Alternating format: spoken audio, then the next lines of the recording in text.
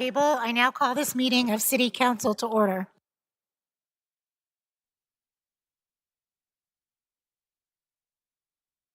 Oh, Canada, our home and native land, true patriot love in all of us command. With glowing hearts we see thee rise, the true north, strong and free. From far and wide, oh Canada, we stand on guard for thee. God keep our land glorious and free. Oh, Canada, we stand on guard for thee. Oh, Canada, we stand on guard for thee.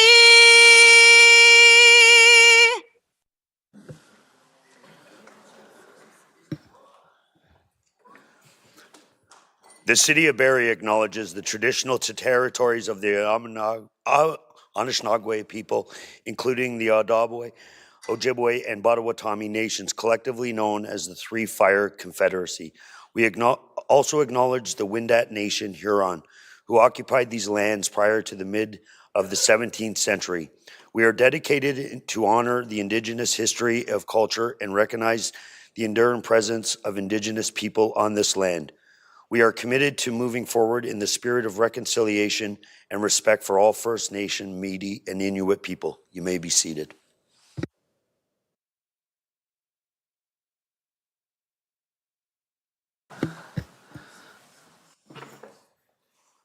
Thank you, everyone. Just a little bit of housekeeping. In the chambers, we ask that no hats be worn. Thank you so much. This evening, we have a student mayor, Mateo Gordon from Trillium Woods Elementary. I will now call the deputy clerk, Tracy McDonald, to swear in the incoming student mayor.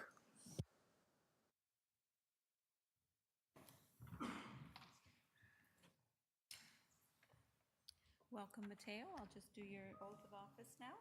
Okay. If you'd like to just repeat after me. Okay. I, Mateo Gordon, having been elected to the office of student mayor for the period of November 20th, 2024 to December 4th, 2024, do solemnly promise and declare I, Mateo Gordon, have been elected to the office of student mayor for the period of November 20th, 2024 to December 4th, 2024. I do solemnly promise and declare that I will truly, faithfully, and impartially exercise this office to the best of my knowledge and ability. that I will truthfully, faithfully, and impartially exercise this office to the best of my knowledge and ability. That I have not received and will not receive any payment or reward or promise thereof for the exercise of this office in a biased, corrupt, or in any other proper manner. That I have not received and will not receive any payment or reward, promise, therefore, for the exercise of this office in a biased, corrupt, or in any other improper manner. That I will disclose any pecuniary interest, direct or indirect, in accordance with the Municipal Conflict of Interest Act. That I will disclose any pecuniary interest, direct or indirect, in accordance with the Municipal Conflict of Interest Act. And that I will be faithful and bear true allegiance to His Majesty King Charles III. And that I will be faithful in bearing true allegiance to His Majesty King Charles III. And I make this solemn promise and declaration conscientiously believing it to be true and knowing that it is of the same force and effect as if made under oath. And I make this solemn promise and declaration conscientiously believing it to be true and knowing that it is of the same force and effect as if made under the oath.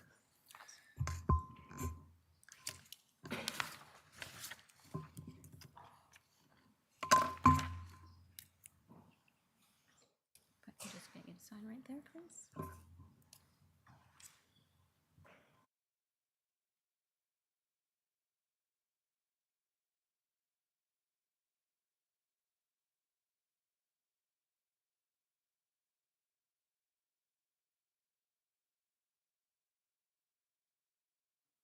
Welcome to council, Mateo.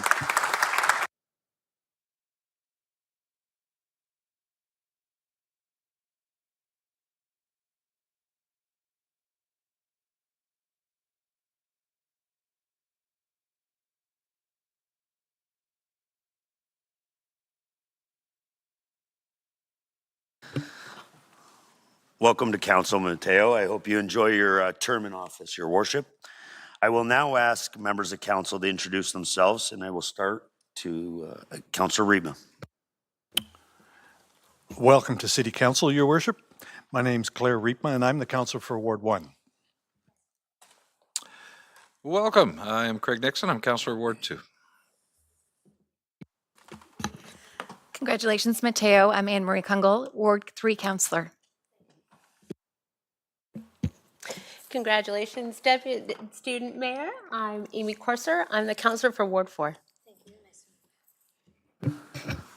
Hello, Mateo. I'm the Ward 5 councillor and deputy mayor, and today I'm filling in for Mayor Nuttall as he had a family emergency.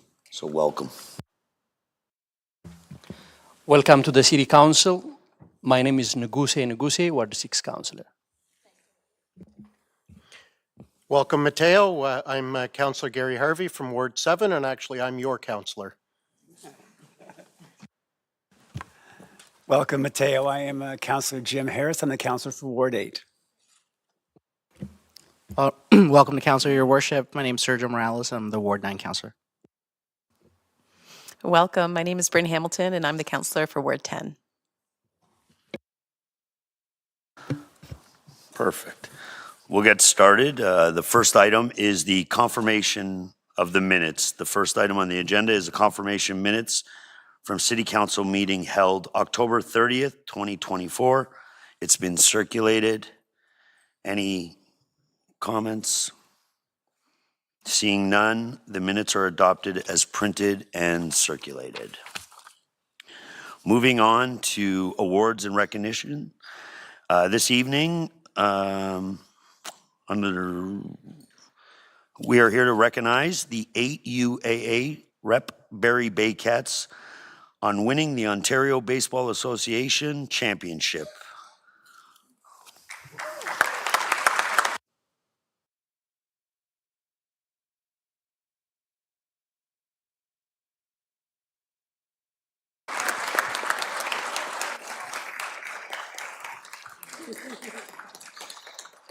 On behalf of Barrie City Council, I'd like to congratulate the 8 UAA Rep Barrie Baycats team on winning the Ontario Baseball Association Championship. I will now invite the coach, Mike McTavish, McIntosh, to the podium to say a few words about the season and hand out certificates.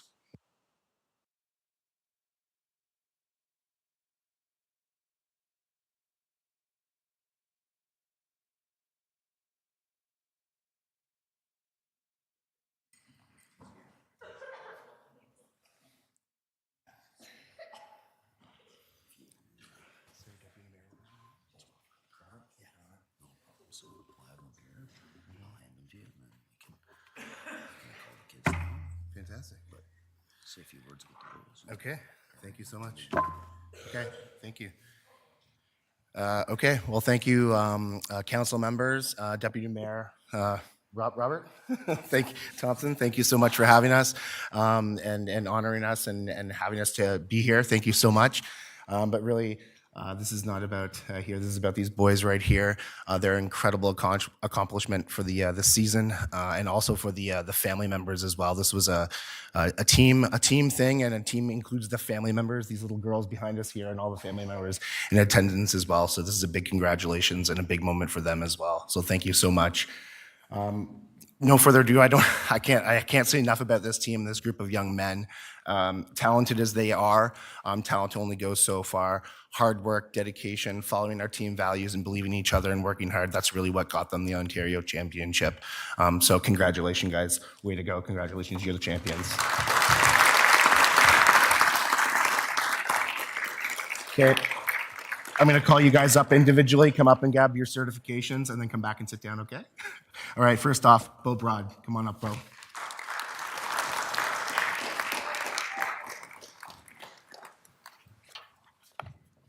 Congratulations, Bo. There you go, buddy. Okay. All right, next up, Nate Brecken. Come on up, Nate.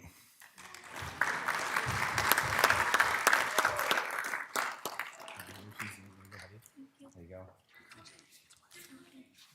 All right, next up, Landon Corey. Come up, Lando.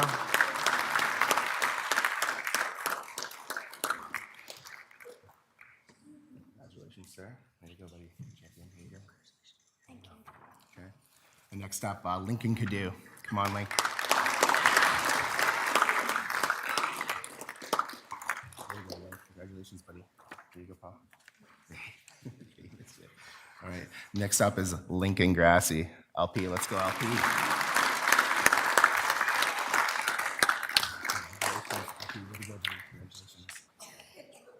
Okay. Next up is Bo Fraser. Come on, Bo. Let's go. There you go, buddy. All right. Hudson Lassiter. Come on, buddy.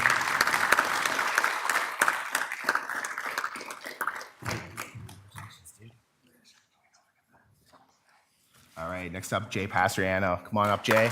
Big Jay.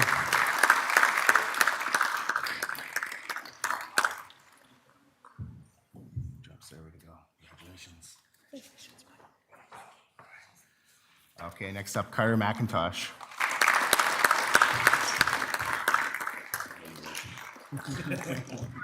Oh, no. Congratulations, here we go. All right, next up, Bennett McCarthy.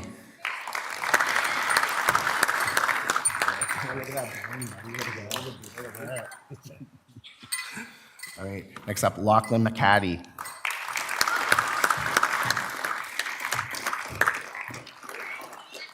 Congratulations, buddy. Thank you.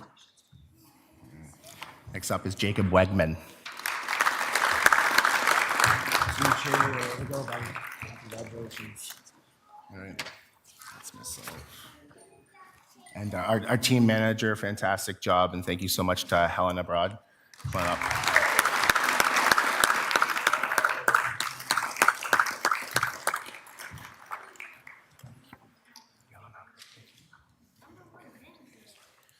All right, Coach Adam Cadu.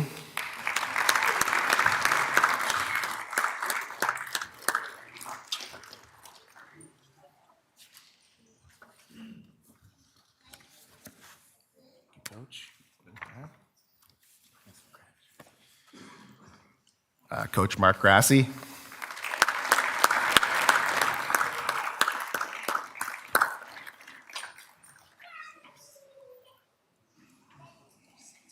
Thanks, Coach. Congratulations, Coach. Yeah, thank you. Thank you, sir. Thank you. Coach Brendan McCarthy.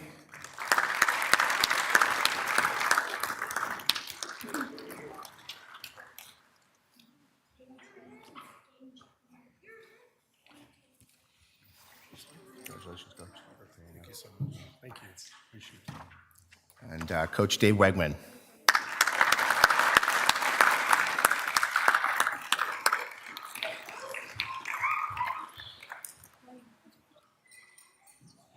Thank you, Coach. Thanks, Coach. Okay.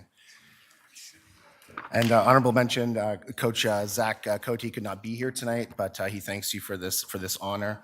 And again, on behalf of all the team, and one more thank you, my wife Tammy McIntosh, for enduring this incredible season. So thank you. Way to go, guys. Congratulations. Thank you.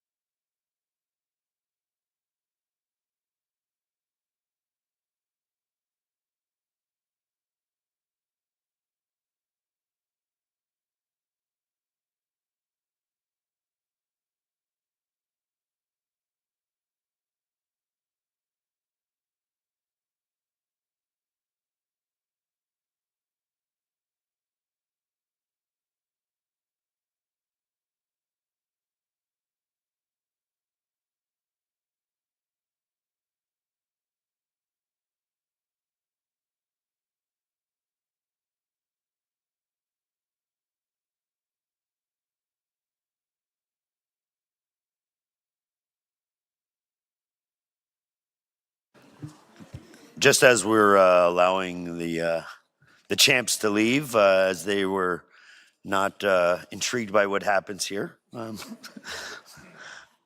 Just to let you know, the recognition of the mayor's Christmas card will be in 2 weeks' time, as we thought it would be appropriate to be presented by the mayor.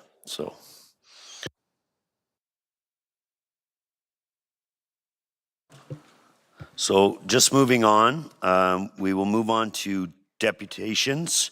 We have 2 deputants requests regarding motion 24G24 zoning bylaw amendment application 19 Dundonald Street, Ward 2.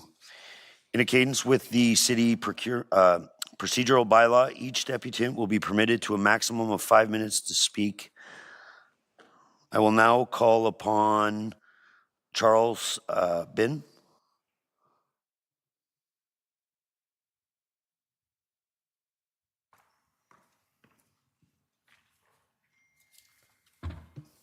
Hello, sir. Thank you, Your Worship, Deputy Mayor Thompson, members of council.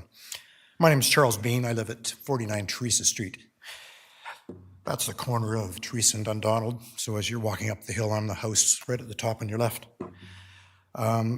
Michael Larkin, our planner, will be speaking to you about the technical and planning issues with this application. I just wanted to say a few words on the general neighborhood feeling. When the project was first proposed at 9 stories and 58 units, the general feeling in the neighborhood was that it was just far too much density for this particular site. The general feeling was if they wanted to redevelop, certainly do something that's sensible and safe, but certainly nothing of this magnitude.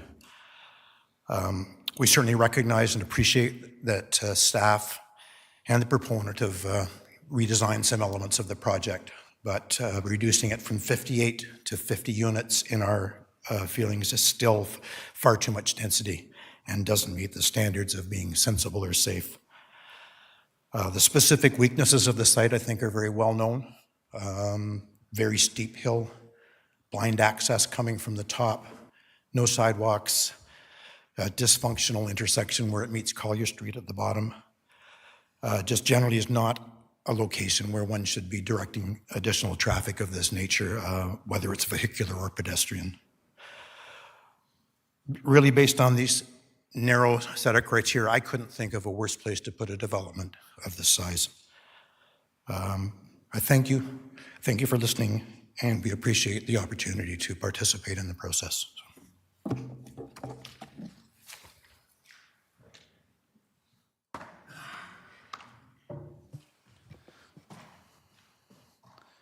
Thank you, sir. Just clarity, just based on your comments, the motion at last week's general committee was actually denied the staff report. So moving forward, the recommendation tonight is not to proceed. Oh, okay, perfect. I now call. Yeah,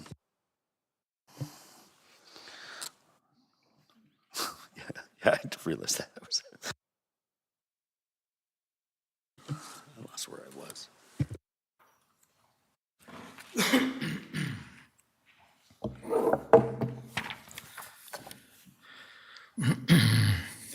Good evening, Worship Deputy Mayor Thompson, Worship Student Mayor, members of council, staff, and members of the public that are present tonight. My name is Michael Larkin. I'm a land use planning consultant, and I appear on behalf of Ms. Nadine Carr and her neighbors that live in the vicinity of the proposed development. I am aware that the council has moved to turn the application down, so my comments are basically in support of that motion. Just to recap a little bit, the application was submitted in late December 2021 and proposed to amend the city's zoning bylaw to permit the proposed development, originally envisioned as a 9-story multi-residential condominium with 59 units, excuse me, and 2 stories of underground. The proposal advocated for an overall coverage of 19.6% of the property and required a zoning bylaw amendment from residential single second density to residential apartment dwelling density, excuse me, with special provisions. In the staff report dated June 7th, 2022, in advance of the formal public meeting for the project, it was noted that there may be a need to rezone a portion of the property to an environmental protection zone. And if so, the staff felt at that time that an official plan amendment would be required for the project. To be clear, while the application was to amend the zoning bylaw to permit the development, there was no site plan approval application submitted supporting the proposed amendment. As you're probably aware, site plan application typically provides municipalities with a recognized planning tool to ensure that the development would reflect the proposed or any proposed council approval. As well, there was and has been no official plan amendment application submitted. It's important to note that staff also noted that the proposed development at a density of 148 units per hectare is considered to be a high-density development. Furthermore, they noted that in accordance with the then operative official plan, high-density residential development shall be encouraged to locate in the intensification nodes and corridor. For clarity, Dundonald Street is neither an intensification node nor a corridor. And with the submission of the modified plan, the status of Dundonald Street has not changed. It simply does not meet the parameters for one as set out in the official plan, nor for that matter does it meet the criteria in the city's new official plan. The staff, in their own words, concluded that the subject property is not located within a designated intensification area in that original staff report. Following a public hearing in June 2022, I was approached by Ms. Carr and her neighbors to undertake an analysis of the proposed development in my capacity as a registered professional planner. My report was presented to the client on September 19th, 2022, and included both an analysis of the land use policy framework and a technical assessment of the proposal. I believe ultimately staff were provided with a copy of that report. It's been my position that the consideration of the merits of the application must be based on a locational application of development densities and its compatibility with the surrounding residential community, as is articulated in the city's official plan. It was concluded that the proposed development does not meet the density policies and compatibility considerations of the OP. In this regard, the planning justification report submitted by the applicant was fundamentally flawed and based on, in my opinion, the incorrect interpretation of the official plan by the proponent regarding the location and proposed development as being in an intensification node. It was thus determined by myself that an official plan, that OP conformity had not been demonstrated. My analysis also included a review of the supporting technical documents submitted by the applicant, and while the studies are mostly supportive of the proposal, it was surprising and telling to note that the historical neighborhood character impact evaluation undertaken by the applicant's consultant identified a number of potential negative impacts to the surrounding neighborhood should development proceed. The proponent submitted a revised proposal in the fall of 2023, which proposed a reduction in building height from 9 to 6 stories, a reduction in the number of units from 58 to 50, in other words, 8 units, a reduction in the number of parkings from 99 to 61, 38 spaces, and a slight increase in the landscaped area from 50%, 50.3 to 54.7. Once again, my client asked me to review the project. Several of the supporting studies were updated to reflect the revised proposal, but interestingly, at the time, a planning justification report was not submitted when I undertook my review in the spring of this year. I do acknowledge, however, that the memo dated September 30th, 2020, addressing... Thank you, sir. Your time's up of the 5 minutes. Thank you for your deputation. You can give that to the clerk. Is there any questions of the deputant from members of council? Seeing none, thank you for your deputation. That might be the first time in 6 years I've had 2 deputants that were in favor of the motion to council. Councillor Kungle, I do believe you have a motion regarding the tax applications. I do. Thank you. Thank you. Do I call you your worship this evening? No, I'm checking myself before I slip into. Thank you, Deputy Mayor. So I do. So moved by myself and seconded by Councillor Ngusi that tax applications to council for cancellation, reduction, or addition of taxes dated November 20th, 2024 be tabled, and that the list of applications to council for cancellation, reduction, or addition of taxes dated November 20th, 2024 be submitted by the treasurer in the amount of $54,244.16, and that be approved. Thanks, Wendy. Moved by Councillor Kungle, second by Councillor Nagusi. Tax application to council for cancellation, reduction, and addition to tax dated November 20, 2024. The list of applications to council for cancellation, reduction, and addition of taxes dated November 2024 submitted by the Treasury in the amount of $54,244.16 be approved. Madam Clerk, have we received any objections to the list of applications for cancellations, reductions, in addition to taxes? No, we have not, Deputy Mayor Thompson. Are there any comments or questions from members of council? Seeing none, I will call the vote. All in favor? Motion passes.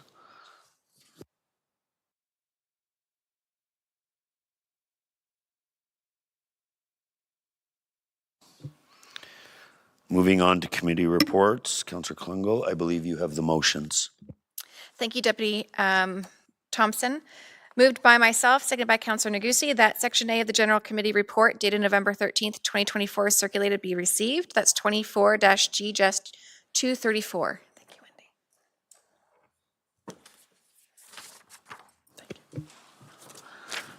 Moved by Councillor Kungle, second by Councillor Nagusi, that Section A of General Committee Report dated November 13th, 2024 as circulated be received.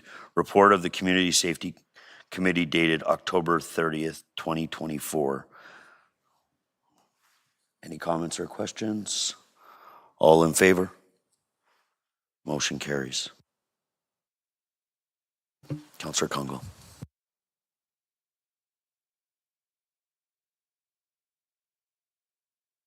Just to check with the clerk. Are you moving to 24G-235? Section B.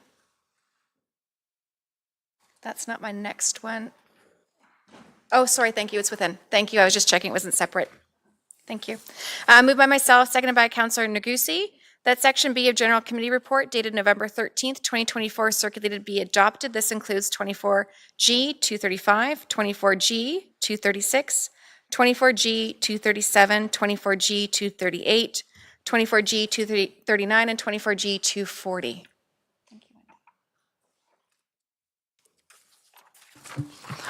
Moved by Councillor Kungle, second by Councillor Nagusi, that Section B of the General Committee Report dated November 13, 2024 as circulated be adopted. Motion 24G-235, a defer of General Committee of August 14th Park Strategic Plan Update. 24G-236, Zoning Bylaw Amendment Application 830-864-912 Lockhart. 24G-237, Ending Lane Sidewalk Removal Feasibility. 24G-238, Intersection Safety Investigation Ann Street North and Hamner Street West. 24G-239, Property Acquisition Matter Business Attraction.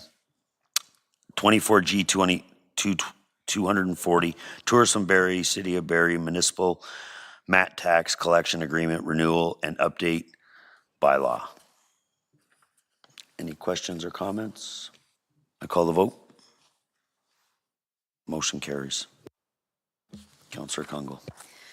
Thank you. Moved by myself, seconded by Councillor Nagusi, that Section C of General Committee Report dated November the 13th, 2024 circulated be received.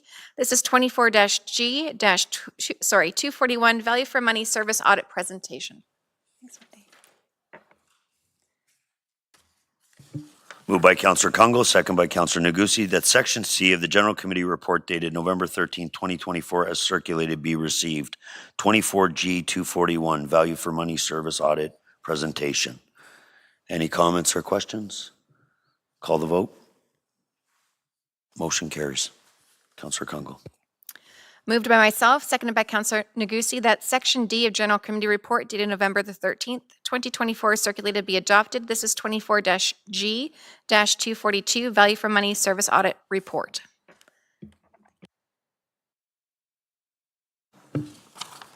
Moved by Councillor Kungle, second by Councillor Negusi, that Section D of the General Committee Report dated November 13, 2024, as circulated, be adopted. 24G 242, Value for Money Service Audit Report. Any comments or questions? I call the vote. Motion carries.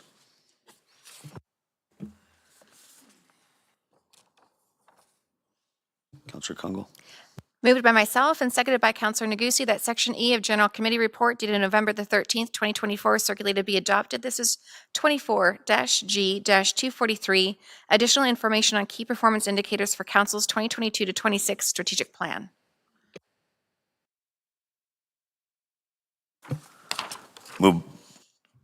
I almost said moved by myself. I'm so used.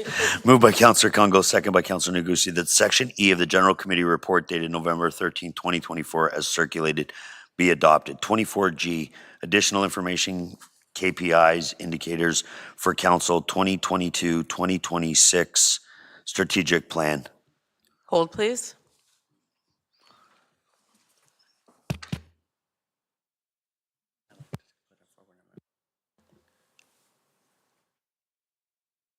I'd like to put forward an amendment.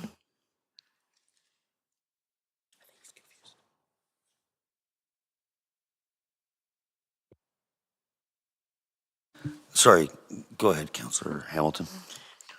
It's moved by myself and seconded by Councillor Negusi that motion 24G243 of Section E of the General Committee Report dated November 13th, 2024 be amended by deleting paragraph 1 and replacing it with the following: that the key performance indicators for Council's 2022 to 2026 strategic plan be amended as follows.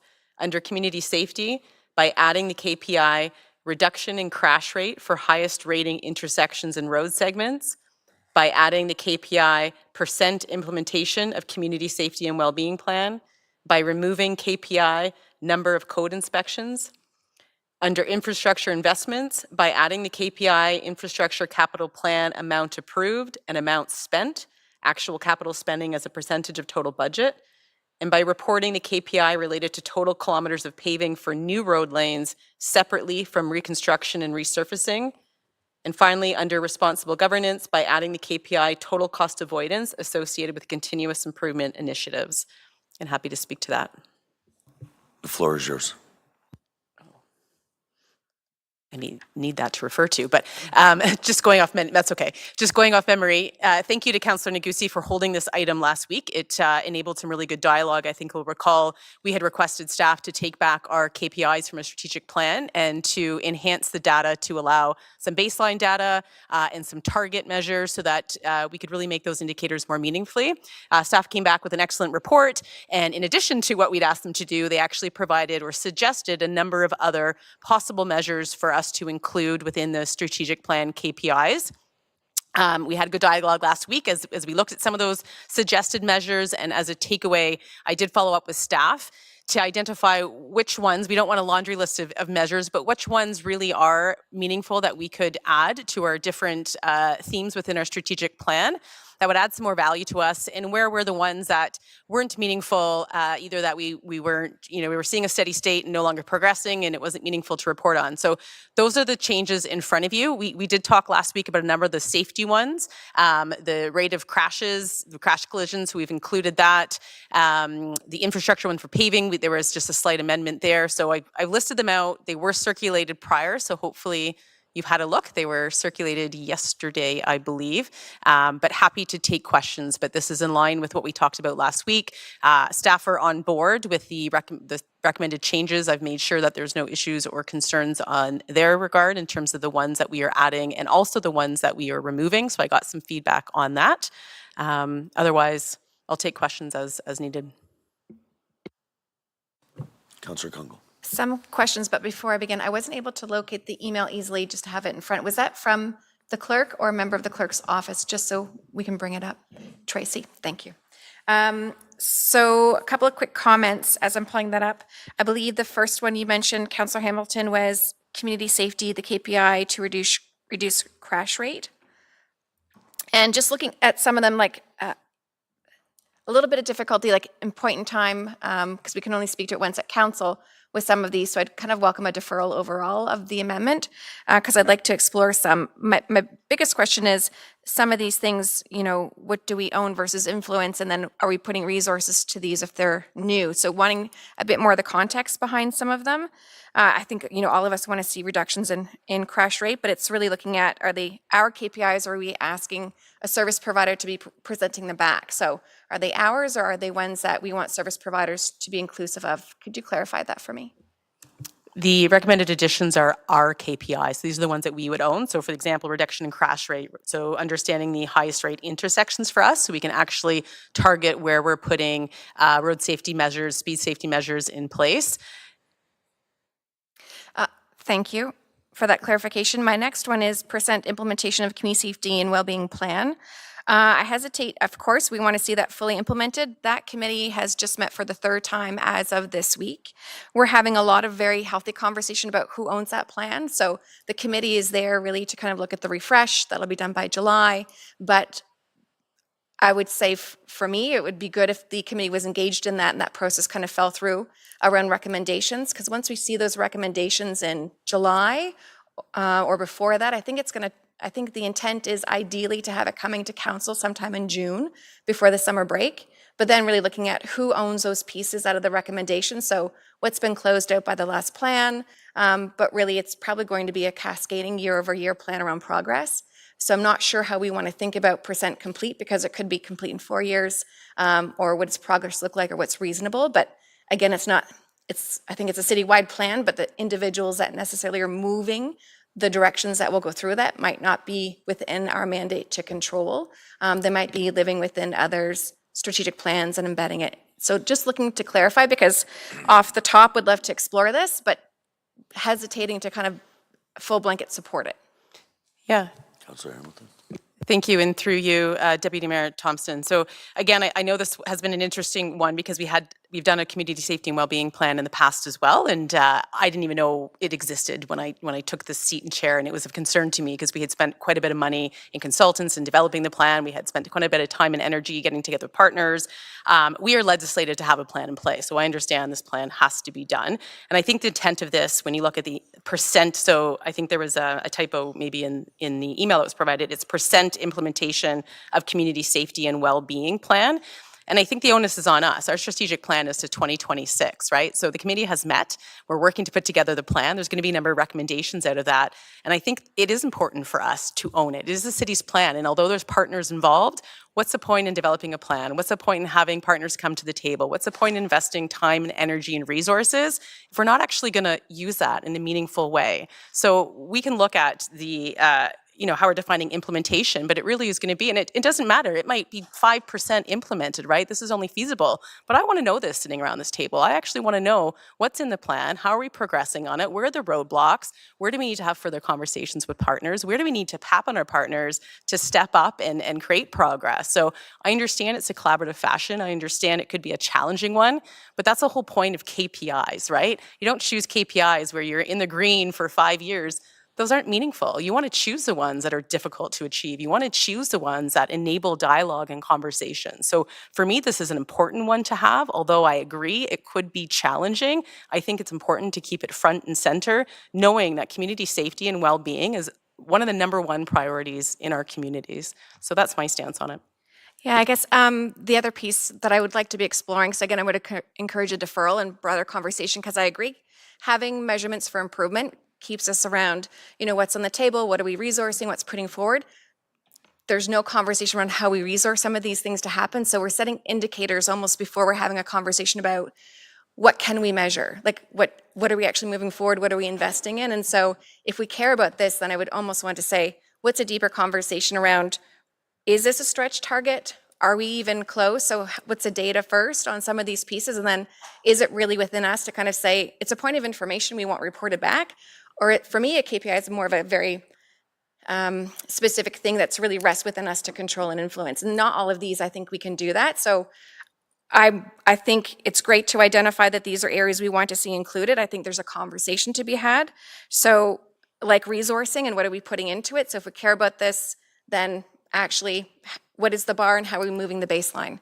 I know we're getting into budget deliberations, so for me, I would hold personally around supporting it at this point in time until I can say, you know what, we're actually putting money towards this, and let's see how far we can push, and are we aligning resources to that? But some of these pieces, I think, I'm not prepared to just throw a KPI on the table without having that broader conversation. So for me, council's difficult because I can only, again, talk to it once, and it's coming to the side. I think there's really great opportunity to kind of say what else ties to some of these things, because I think we're moving in the right direction on pieces, and I think we have been having better conversations over the past 2 years through service providers. I just struggle with some of them we don't own. We might want for information, and we might want to talk about accountability to moving the bar, but what's our role in that is more the specific one I want to dig into. So I'll hold it. Thank you. I next have Councillor Corser. I'd like to, through you, Deputy Mayor, Councillor Hamilton, I think that's, I love the idea of implementing the community safety and well-being plan and all, but I agree with the deferral because it's kind of like when I was asking staff about how can we measure and control speeding. And I was like, the speeding is the biggest thing on the streets, and staff gave me the feedback that they don't control moving vehicles, and you couldn't measure it.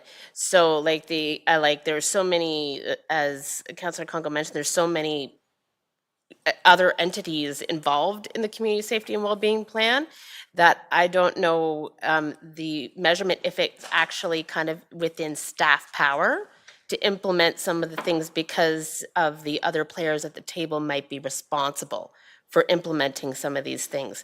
And I kind of got shot down on my speeding thing, and I'm wondering if the KPIs might be questionable just because the city staff will not have control over it.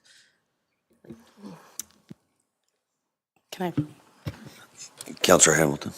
Just to respond, because I think it was directed at me, thank you, and through you. So in terms of the control, the Community and Safety and Wellbeing Plan I spoke to, in terms of that's a collaborative partnership, so I'm not going to speak to that anymore. I've said my piece on that piece. In terms of the rest not being in our control, I'm unsure as to why that is being said over on the other side of the table here. By adding the KPI, reduction in crash rate for highest rating intersections and road segments. Again, we are all aware, you spoke to it last week, Councillor Cursor, in terms of this as being a significant issue. If we can't measure where the key issues are from a crash perspective, where are we targeting our investments and our resources? This is well in our control. So that one you're shaking your head yes to. In terms of the other ones, it's percentages. So infrastructure investments, you're looking at your capital plan that approved and your amount spent. That's just a percentage, right? How well are we spending what we've approved? So I'm just a little unclear in terms of what you guys are talking about in terms of owning it and this not being realistic or feasible. These are measures that staff brought forward as suggested. These are not ones that I've pulled out. So again, I'm just answering sort of some of your concerns, but respect where you two are sitting over there. Just I don't share the same concerns based on the conversations with staff, the report that I read thoroughly, and follow-up conversations I've had with them as well. So thank you. If I still have the floor, I'd like to redirect to staff. Yeah, you get to speak once, but that question was just answered, so you still have the floor. Oh, okay. I'd like to redirect to staff. I guess it would be through you, Deputy Mayor, to, I believe, Michelle Banfield. With this implementation of community safety and well, I guess it wouldn't be the staff. I'm not sure who would take this question. Whoever wants to take a stab at it would be the implementation of community safety and well-being plans. Oh, sorry, Ms. McAlpine. Would that be measurable in that before we have the end of the, can you see there being complications with measuring the outcomes of that? Through the Deputy Mayor to Councillor Corser, the current Community Safety and Wellbeing Plan has 15 action items associated with it. Though the number of those action items that are in progress or being implemented, certainly of the 15 could be provided as a percentage. I'm Not sure that the entire community would want to weight them all as having the same weight in terms of action items. And since the plan is under review with potential revisions, there's always opportunity for the action items to be revised or recommended to be revised as part of that review. As has previously been mentioned, this is a plan that involves a lot of partners. It is a 4-year term to the plan. Those partners have had significant change in their leadership. This may be a way of driving all of the partners to the plan to include this in their mandates and move forward. But ultimately, we're not the board of many of those organizations. So that is a bit of a challenge on that front. But I think you would be looking at the percentage of the action items that are underway. Many of these action items are things that will take 5, 10 plus years to actually see progress on, and are not necessarily measured annually. They may be measured with census reporting and things like that. So there are ways of doing it. It may be a more challenging metric than some of the others. And if I could follow up with Ms. McAlpine, can you see this being, with that in mind, could you see this KPI being something that would be measurable by the end of this term that we could put out to the public to say, hey, look, we're successful in our KPIs? Through the Deputy Mayor to Councillor Courser, I think what you would be indicating, as Councillor Hamilton clarified with this particular one, is the percentage of the action items that are either in progress or being implemented. That's different than perhaps what people initially heard, which was the percentage of the plan that's been implemented. I think that there's a difference there that's a very important nuance. So certainly we can get feedback from the partners on whether or not they're making significant progress on their action items. It's not, some of them may not be the most objective in terms of measuring change until you get later data sources that may not be on an annual basis or even within your term of council. Right. Thank you. Maybe just, Ms. McGregor, do you have anything you want to add? Because the KPI kind of falls under the audit or there's in some of the questions. Deputy Mayor Thompson, certainly I agree with the comments that Ms. McAlpine shared. I don't have anything additional to add. Perfect. I just wanted to give you the opportunity. Councilor Morales. Thank you. Thank you, Acting Mayor Thompson. I like this amendment. I think they're going to work. I think the KPIs are going to work. But it is because I think that they're going to work that I just have a question. I'll start with Mr. Prowse and then I'll go from there. I just want to make sure that the KPIs are aligned with the support that they get from their respective budget category. What I mean by that is, at least for these two, since obviously we're talking about the amendments, it kind of plays into the main one though, but if by any aim the KPI reducing crash rates, so let's say that obviously we want the KPI to be high. That's a good one for it to be high. Let's say it's too low. With the amendment as printed, Mr. Prowse, does staff currently have the liberty, or does it need to be amended because there's no mandate there, but do staff have the liberty to, let's use the crash one, the percentage is too low, so that's bad because the reduction is not high, so low is bad.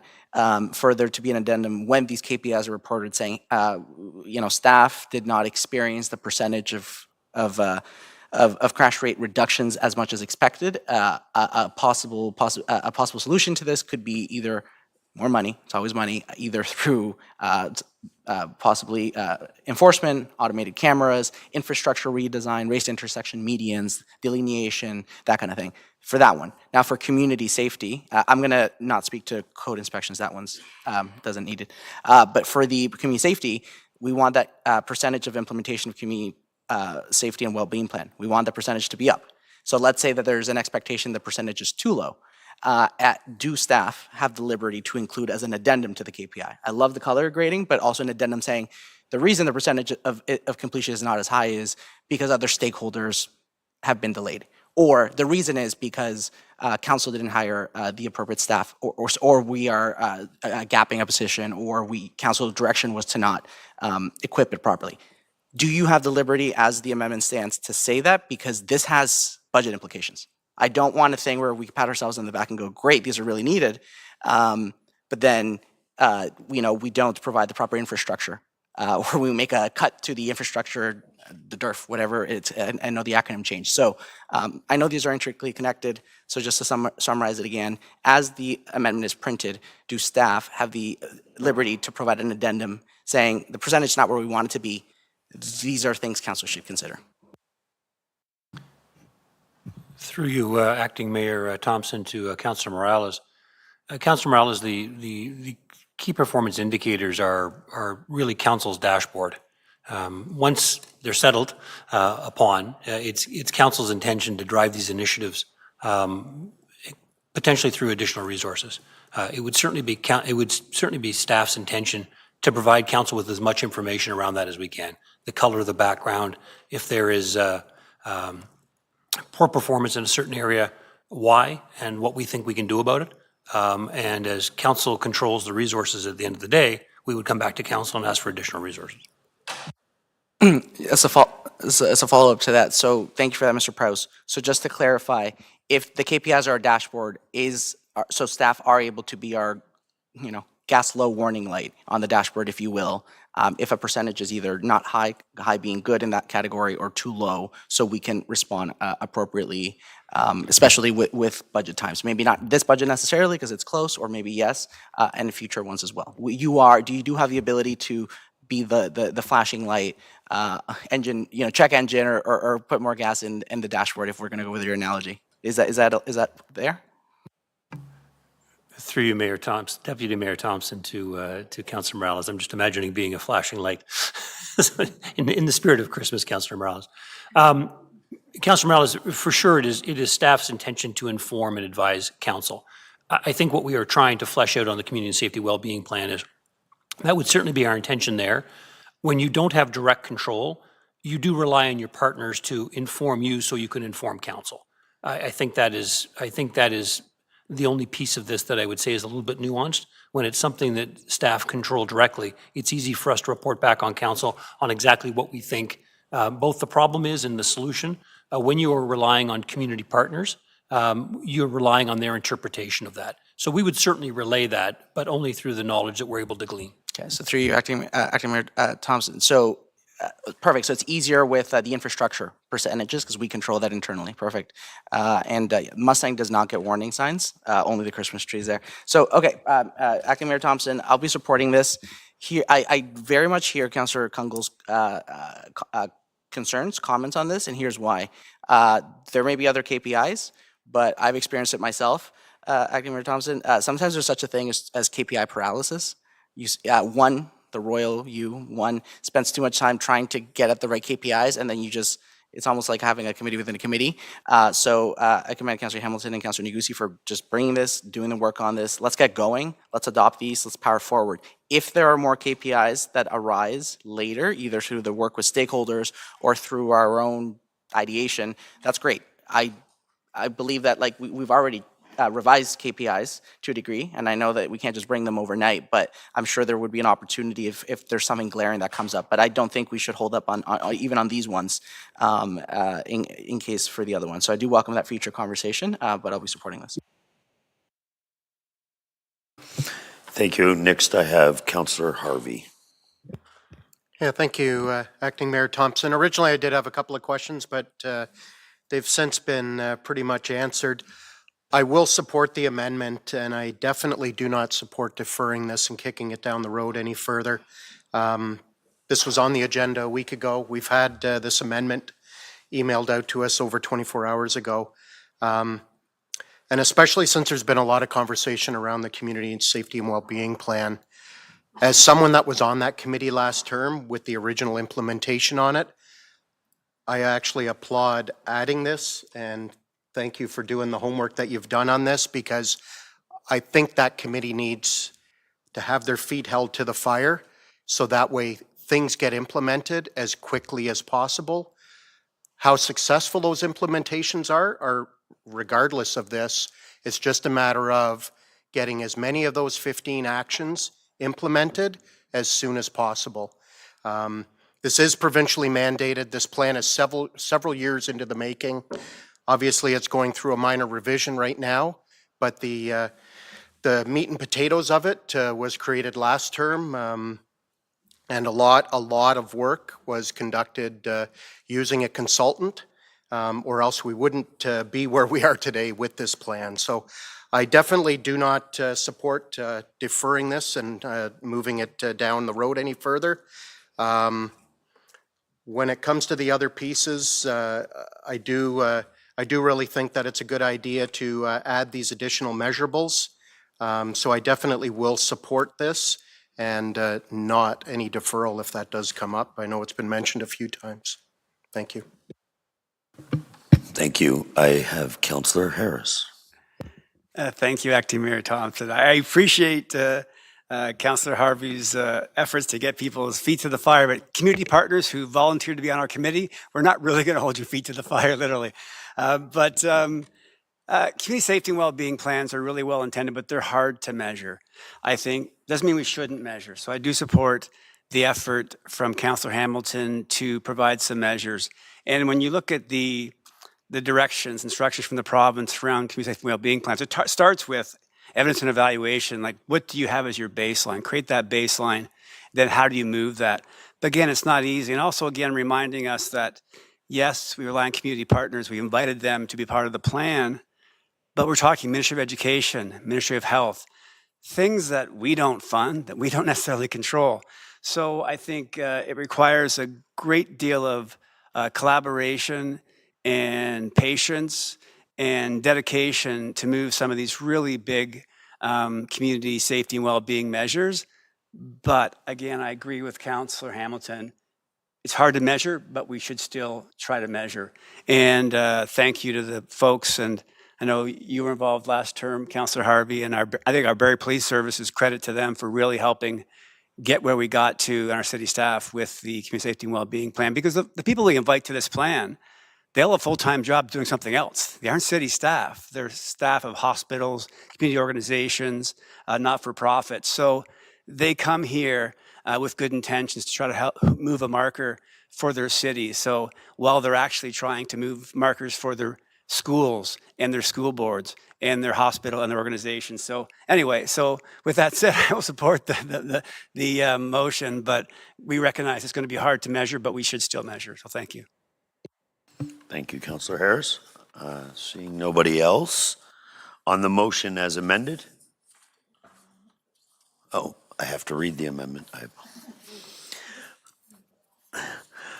Moved by Councillor Hamilton and second by Councillor Negussi, the motion G24-243 of Section E of the General Committee report dated November 13, 2024 be amended by deleting paragraph 1 and replaced with the following: by adding KPI reduction in crash-rated, high-rated intersections of road, adding KPI implement as community safety and well-being plan percentage implementation.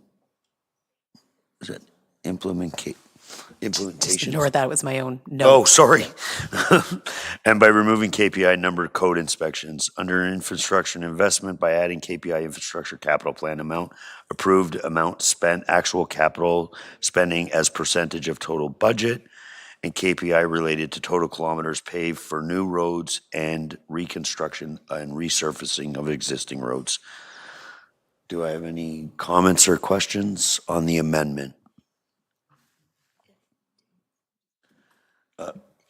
You've already spoke to the amendment. I wanted you to repeat the implementation, the KPI for implementation of community safety, because it's not what I have in my email. So I just wanted you to repeat it one more time so I could understand it, if that's possible. I don't mean to ask questions Well, I'm of reading it, so it might not be understandable. But yes, no problem. By adding KPI reductions in crash-related highest rated intersection of road stigmata. By adding KPIs, implementation of community safety and well-being plan, and by removing KPI number of code inspection. So there's no percentage of implementation of community safety? Yeah, yes, it's written in pen, in the black pen. Sorry. Sorry. Percentage of implementation of community safety. Yes, there is. It was written in pen. I thought they were Councillor Hamilton's notes. I didn't realize. Okay, thank you.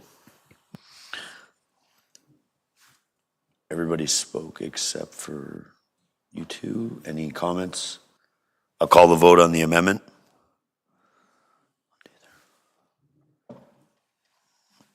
Yes. The amendment carries.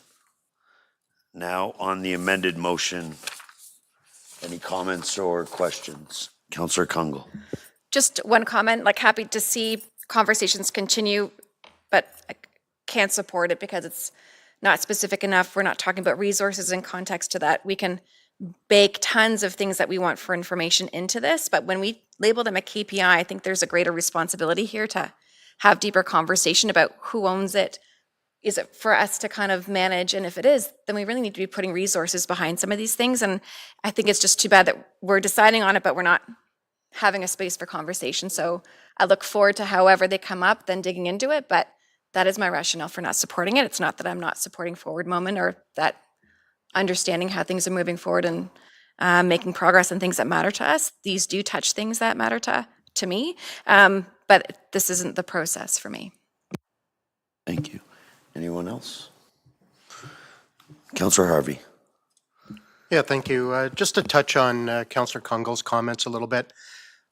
I think the fact that we actually do have resources in place, and these KPIs will actually measure whether or not there's enough resources in each of these areas. So that way, when the KPIs do get measured in the future, we can then determine whether or not more resources need to be allocated in certain areas to be able to achieve the KPIs that we should be achieving in each of these areas. So I don't necessarily agree with those comments, and I think this is how we're able to start the basis point for measuring and be able to pivot in the future as we see fit. Thank you. Councillor Hamilton. Thank you, and through you, I'm sorry, I don't want to take up more airtime. I know there's people waiting patiently for the next agenda item, but I just want to say, because I'm very passionate about KPIs, and I really understand the importance of KPIs. This is what I do my day job. The intent of a KPI is to enable dialogue. It's not about resources, it's not about control, it's enable dialogue for us around the table. If we're in the red, if we're performing poorly, that's okay. It's for us to have a conversation. What does this mean? What do we want to do? Do we want to divert resources? Is this a big enough priority now that we need to actually look at where we're spending and where we need to maybe make some reinvestments? So that is the whole point of a KPI. So we have our strategic objectives. We've got KPIs within those objectives, one of them being safety. So for me, I understand some of these might be challenging, but that is the whole point in having these measures. They're in our control. As long as we can measure them, that's all we need to be able to do. Staff has come up with these suggested indicators, so we know we can measure them. And now it's up to us to keep the eye on the ball, to make sure that we're moving in the right direction. And where we're not, well, let's have a conversation about it and figure out why not and if we can. So thank you for the support. I'm really encouraged by this. I think this strengthens our strategic plan tremendously. And thank you to staff, actually, for bringing this forward again and bringing us some new revised suggestions that will hopefully make this plan more meaningful. It's not just a strategic plan that goes on a shelf that we report back after 4 years, yep, we're all green. That, to me, we've done a really poor job. So thank you for staff and thank you for the comments around the table tonight. I think this is great dialogue. Thank you. Anyone else that would like to comment? I'll call the vote on the motion amended.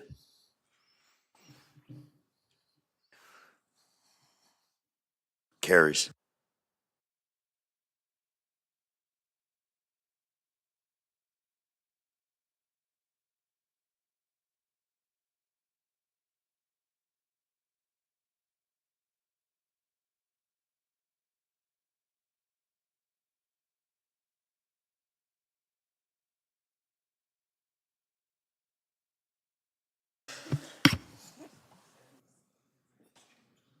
Councillor Kungo. I believe you have section F.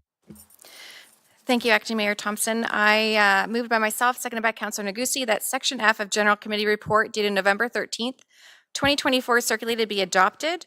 This is 24-G-244 zoning bylaw amendment application, 19 Dundonald Street, Ward 2.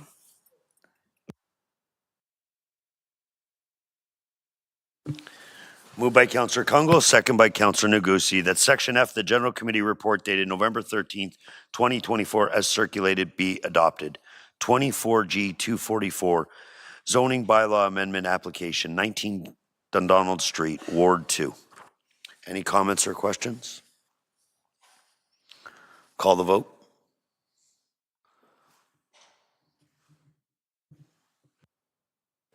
Carries.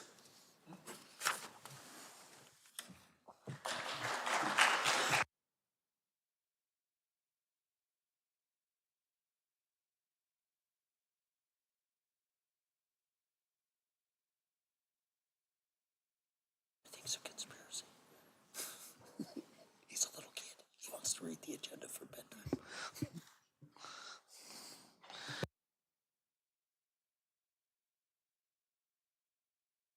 Oh, sorry. We have no deferred business.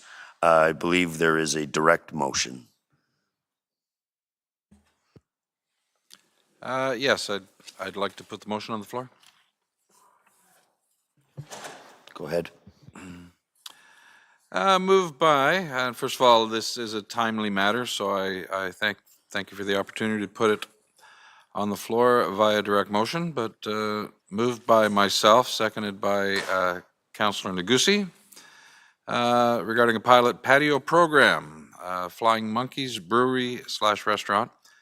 One, that notwithstanding Business Licensing Bylaw 2006-266 as amended, staff issue a right-of-way permit in support of a pilot patio program allowing Flying Monkeys Brewery / Restaurant to have their patio remain open until April 14th, 2025 at a reduced allowance of 8 feet from the building, at which time an updated permit for the summer-fall season will be added.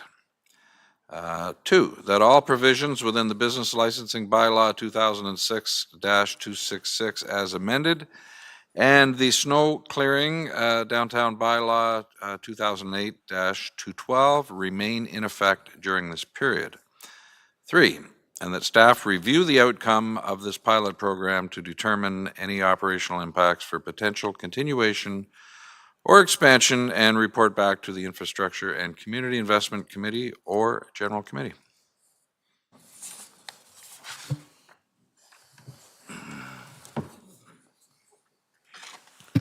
Thank you. Moved by Councillor Nixon, second by Councillor Negussi. Pilot patio program, Flying Monkey Brewery Restaurant. Number 1, notwithstanding the Business License Bylaw 2006-266 as amended, staff issue the right-of-way permit in support of the pilot program allowing Flying Monkey Brewery Restaurant to have their patio remain open until April 14th, 2025 at a reduced allowance of 8 feet from the building, at which time updated permit for the summer-fall season will be issued. And 2, that all other previous within the Business License Bylaw 2006-266 as amended and the Snow Cleaning Downtown Bylaw 2008-212 remain in effect during this period. And 3, that staff review the outcome of the pilot program to deem other operational impacts for potential continuation of expansion and report back to Infrastructure and Community Investment Committee or General Committee. Would you like to speak to that? Yes, I can briefly. This came about as a request, and which is mainly a result of our winters certainly aren't what they used to be, and it is I should obviously mention again that it is a pilot program. We're looking at one establishment to put out a few tables, not certainly what we normally have in the summertime, and see how it goes, see how the public reacts to it, and see what the demand is, and depending on how that goes, then we can either expand it next year or discontinue, you know? And I do have an amendment to this. Would I read the amendment now, or do we do that after? Sure. And then if anybody has any questions, Sure. as the amendment's on the floor. Okay, moved by myself, seconded by Councillor Negussi. That the direct motion concerning the pilot patio program, Flying Monkeys Brewery / Restaurant, be amended by deleting paragraph 1 and replacing it with the following. That notwithstanding Business Licensing Bylaw 2006-266 as amended, staff issue the following. A right-of-way permit in support of a pilot patio program allowing Flying Monkeys Brewery / Restaurant to have their patio remain open until April 14th, 2025, at a reduced allowance of 8 feet from the building, at which time an updated permit for the summer / fall season will be issued. And up to 2 additional right-of-way permits to support 2 additional patios to open between March 15th, 2025 to April 14th, 2025, at a reduced allowance of 8 feet from the building, at which time an updated permit for the summer / fall be issued. And do I speak to the amendment? I just need to read it first, and then I'll throw it back to you. Thank you. Moved by Councillor Nixon, second by Councillor Negussi, that direct motion concerning the pilot program Flying Monkey Brewery Restaurant be amended by deleting paragraph 1 and replacing it with the following. Notwithstanding the Business License Bylaw 2006-266 as amended, staff issue the following. A right-of-way permit in support of the pilot program allowing Flying Monkey Brewery Restaurant to have their patio remain open until April 14th, 2025 at a reduced allowance of 8 feet from the building, at which time an updated permit for the summer-fall season will be issued. And B, up to 2 additional right-of-way permits in support, 2 additional patios to open between March 15th,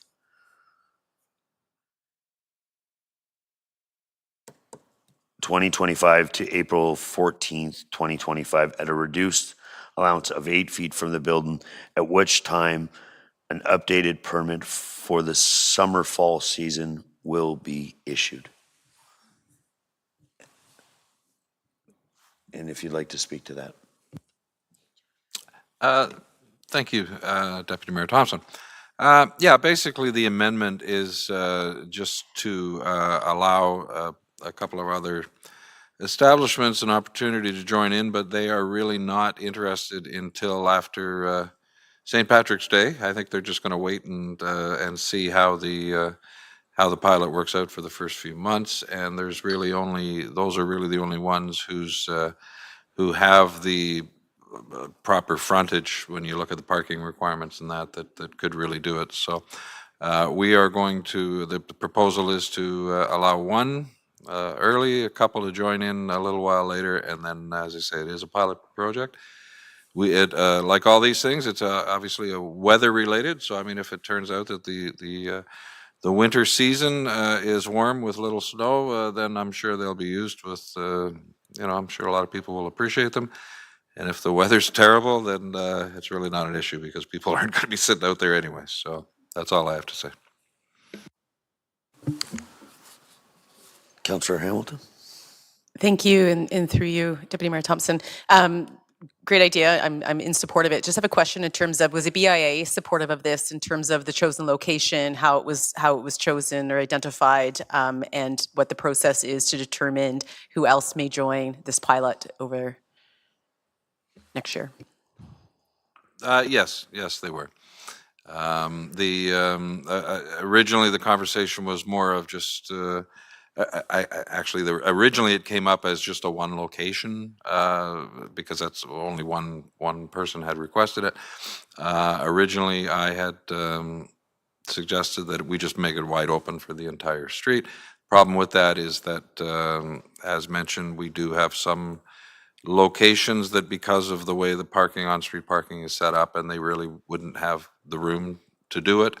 It was decided that we would just, for the time being, just allow for the ones who it'll actually work for them. So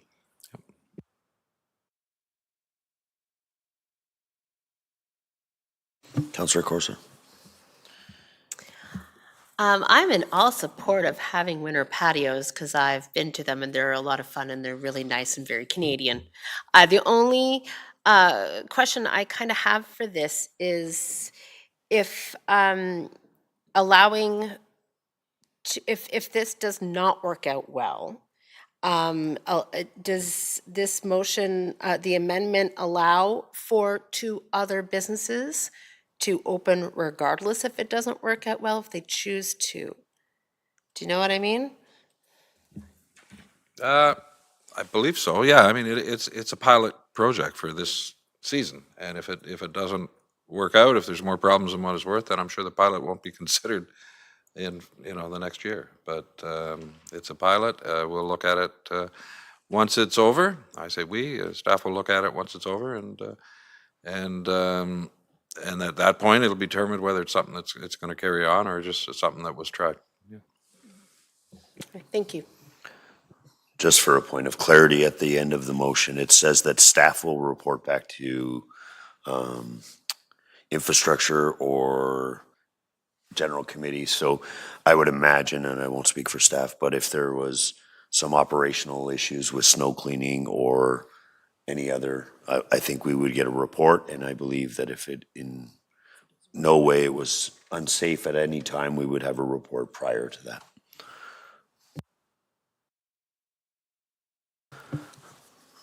I'll call the vote on the amendment. All in favor? On the motion as amended.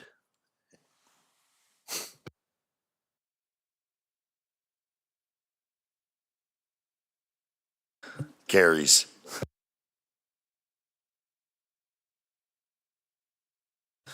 Just so council knows, the patio's not open right now.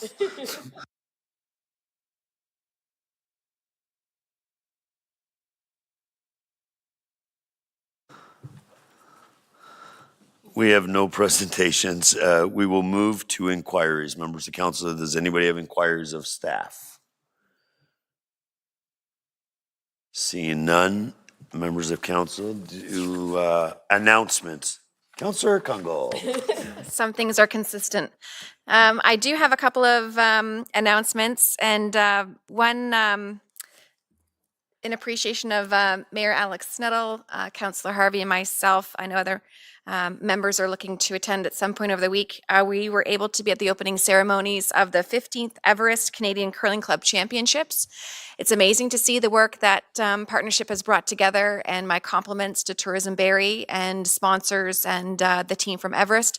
But in particular, if you walk through the curling club doors right now, you're going to see from coast to coast an amazing group of men and women's teams from across Canada that are at the club level.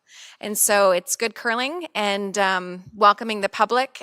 What has been amazing about sponsors that have supported this is it's free to the public to go into the Barrie Curling Club and actually get to see some high-level curling and enjoy that space. So I do welcome the public to that space, and my thanks to the Barrie Curling Club board, staff, and volunteers. It's an A-class event that's happening there right now. The finals, if you are looking to check that out, are happening on Sunday, so curling all through the week, but semifinals Sunday at 9 a.m. and on finals at 2 p.m. So if you do have time in your day, I would encourage you. It would be a nice experience. My other just announcement is just a thank you in appreciation. Of course, there have been a situation in the city over the past 24 hours that did find itself in the ward, and have had many conversations with businesses and residents. All very thankful for the response, but do want to thank our police services for their incredible response, and also for so many people that actually did as asked and made sure that the whole situation was as safe as possible. And so thank you for those. I know our school was impacted as well as some businesses to stay in place. So it was great to see that that was something that people were in touch on and resolved well for all parties involved. So my thank you to all. Lastly, the Board of Health met today, and we had the pleasure of recognizing a 20-year nurse, public health nurse, who had received an Ontario Provincial Police Commissioner's commendation. And I wanted just to take a minute to share that. We don't often get updates, but as a service provider and partner of ours, I wanted just to share the recognition that occurred for Kathy Eisner. And this was really specific to an awareness campaign that she took charge and deployed in a region within Simcoe County, Muskoka, specifically in the Nottawasaga area. And she brought a campaign forward that looked at opioid deaths and addiction in partnership between OPP and our health unit. And this received provincial-wide media coverage and as a local demonstration success after 2 years of operating. So I want to thank Kathy for really bringing in her heart and her passion and her skills and expertise. She's been extensively involved in the opioid crisis response for the past 6 years. And we're all the better for the work. We know how difficult it is for our frontline in those situations. So thank you to Kathy. Councillor Corser. I wanted to congratulate Diane Finnegan, who was the winner of the Further Faster pitch competition last night at the I lost it. The 5 Points Theater, my apologies. The Further Faster program is, the competition is marked by the conclusion of this year's 3 cohorts of the Further Faster program, which is a 10-week intensive program designed to accelerate entrepreneurs' growth at any stage from idea to scaling. And it is supported by Invest Barrie and the Henry Bernick Enterprise Center through Georgian College. And as mentioned, the winner of the pitch competition was Diane Finnegan, and she has a women's workwear company titled The Dirty Seahorse. And she bested her competition to win $10,000. So congratulations to her, and it's a very important actually initiative because it is for women's safety equipment and workwear that fits properly when in industrial situations where some sizing could be wrong and women can be caught up into equipment when their equipment doesn't fit properly. So congratulations to the Dirty Seahorse again.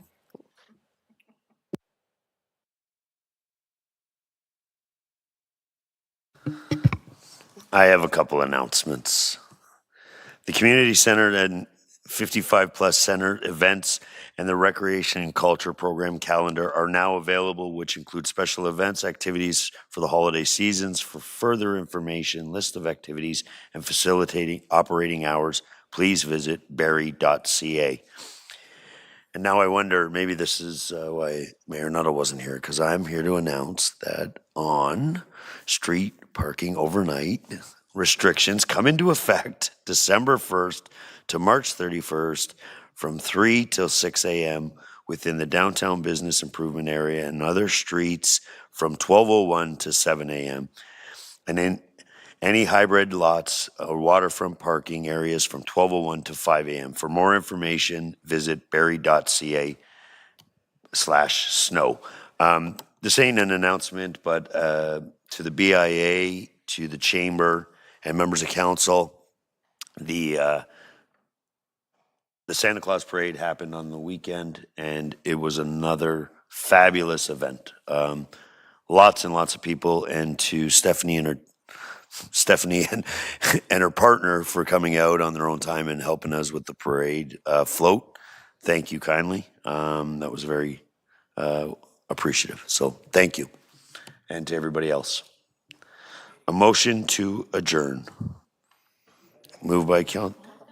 Oh.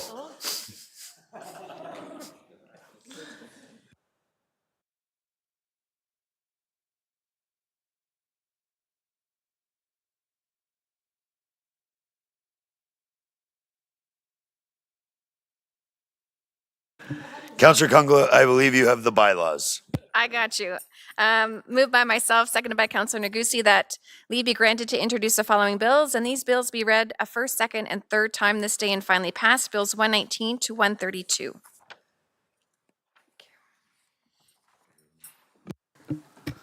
Moved by Councillor Kungle, second by Councillor Negussi. Leave be granted to introduce the following bills and these bills be read a first, second, and third time on this day and finally passed. Bill 119 to 132. Any comments or questions? I'll call the vote. Carries. Councillor Kungle. Moved by myself and seconded by Councillor Negussi that leave be granted to introduce the following bill, and this bill be read a first, second, and third time this day and finally passed. Bill 133. Moved by Councillor Kungle, second by Councillor Negussi. Leave be granted to introduce the following bill, and this bill be read a first, second, and third time this day and finally passed. Bill 133. Confirmation by law. Any comments, questions? Call the vote. Carries. Motion to adjourn. Councillor Morales, second by. All in favor? Yeah, Councillor Morales. And Councillor Hamilton was the seconder, sorry.